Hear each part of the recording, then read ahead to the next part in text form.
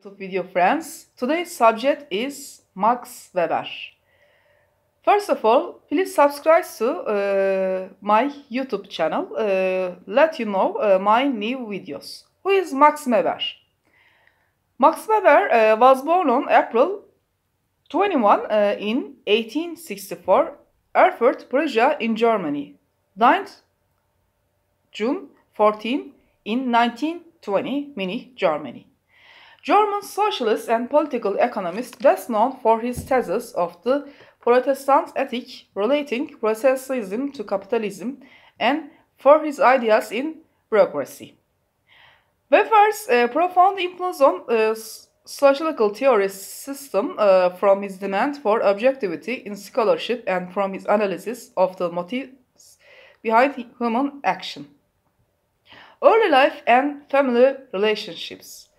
Weber was the eldest son of Max and Helen Weber. His father was an aspiring liberal politician who soon joined the more compliant pro-Bismarckian national liberals and moved the family from Erfurt to Berlin, where he became a member of the Prussian House of Deputies. 1868-1897 and the Reichstag 1872-1884. The elder Weber established himself as a fixture of the Berlin social milieu and entertained prominent politicians and scholars in the Weber household. The socialist mother was raised in Calvinist orthodoxy. Though she greatly accepted a more tolerant theology, her Puritan morality never diminished. As a result, her husband's social activities distanced her from him, especially when he spurned her prolonged grief following the deaths of two of their children. He in turn adopted a traditionally authoritarian manner at home and demanded absolute obedience from wife and children. It's thought that this bleak home environment, marked by conflicts between Weber's parents, contributed to inner agonies that haunted Weber in his adult life. Weber left home to enroll at the University of Heidelberg in 1882, interrupting his studies after 2 years to fulfill his year of military service at Strasbourg. During this time, he became very close to the family of his mother's sister, Ida Baumgarten, and to her husband, the historian Hermann Baumgarten, who had a profound influence on Weber's intellectual development. After his release from the military, however, Weber was asked by his father to finish his studies at the University of Berlin so that he could live at home while pursuing scholarship in legal and economic history. This was perhaps because his father considered the Baumgarten's influence subversive. From 1884 until his marriage in 1893, Weber left the family home only for one semester of study at Göttingen in 1885 and for some brief periods with his military reserve units. Early career.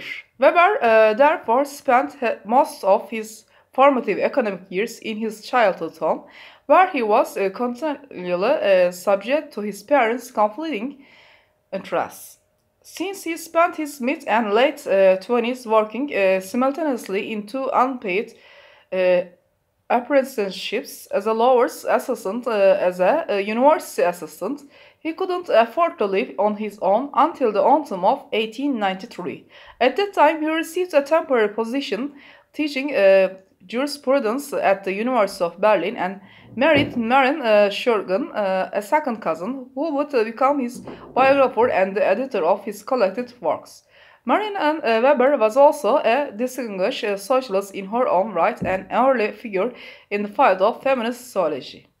After his marriage, Weber followed a complete work regimen that he had begun after his return to Berlin in 1884. Only through such disciplined labor, believed Weber, could he stave off a natural tendency to self-indulgence and laziness, which could lead to an emotional and spiritual crisis. Weber's great capacity for disciplined intellectual effort, together with his unquestionable brilliance, led to his meteoric professional advance.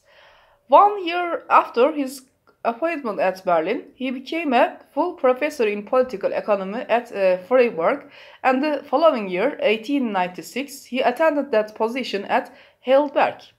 Following his doctoral and postdoctoral thesis on the agrarian history of ancient Rome and evolution of medieval trading societies, respectively, Weber wrote a comprehensive analysis of the agrarian problems of Eastern Germany for one of the country's most important academic societies, the Union for Social Policy, 1890.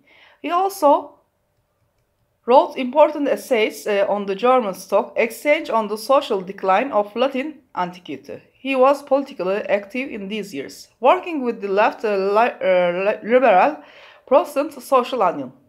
The Freiburg Address. The high point of his early scholarly career was in inaugural address at Freiburg in 1895, in which he put together some 5 years of study on the agrarian problems of Germany east of the Elbe into a devastating indictment of the ruling Junker aristocracy as historically absolute. In Weber's view, however, the existing liberal parties were in no position to challenge and replace the Junkers, nor was the working class ready to accept the responsibilities of power. Only the nation as a whole, educated a political maturity by a conscious policy of overseas imperial expansion, could bring Germany to the level of political maturity attained by the French in the revolutionary and Neopolitic areas, and by the British in the course of their imperial expansion in the 19th century. Weber's Freiburg address thus advanced an ideology of liberal imperialism, attracting to its support such important liberal publicists as Friedrich Naumann and Hans Delbrück. In the months following his father's death in August 1897, an increased nervousness blocked the young scholar. His return to teaching in the autumn brought a brief respite, which ended in early 1898 with the first signs of the nervous collapse that would incapacitate him between mid-1898 and 1903. For 5 years, he was intermittently institutionalized, suffering sudden relapse after slow recovers and vain efforts to break such cycles by traveling. He resigned his professorship at Heidelberg at the height of his illness. Later works. In 1903, Weber was able to resume scholarly work, and an inheritance in 1907 made him financially independent. He didn't teach again until after World War I.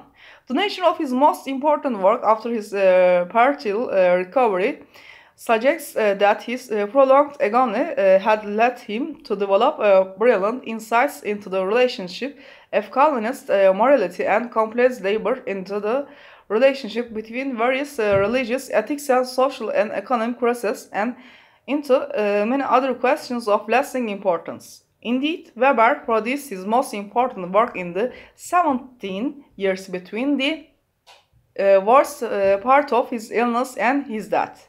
Weber's intellectual breadth in the study of societies can hardly be overestimated. It's perhaps that of his predecessors, mainly Karl Marx and Émile Durkheim.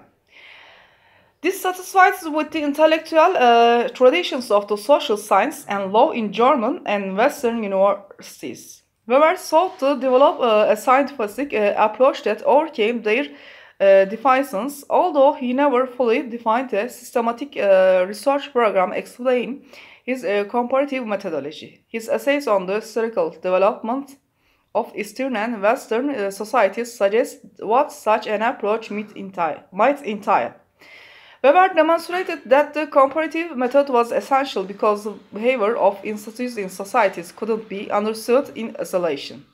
Even his popular work on the connection between Puritanism and development of capitalism in the West cannot be fully understood without reference. His work on comparative institutions, his studies of Asiatic religions, and ancient Judaism. In preparation for work he contemplated but never completed. Weber developed the ideal type as a methodological tool for comparative sociology.